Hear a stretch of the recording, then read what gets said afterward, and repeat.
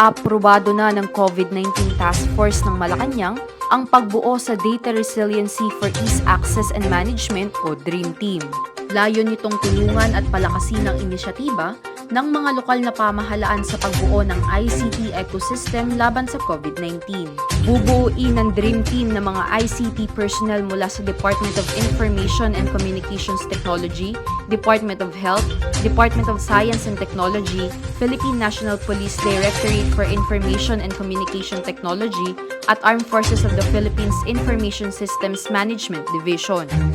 Siniguro ni Roque na walang data collection na magaganap, sa halip ay tulong lamang sa mga LGU sa pagsasanay at suporta sa paggamit ng information systems gaya ng FASTER at COVID-Gaya.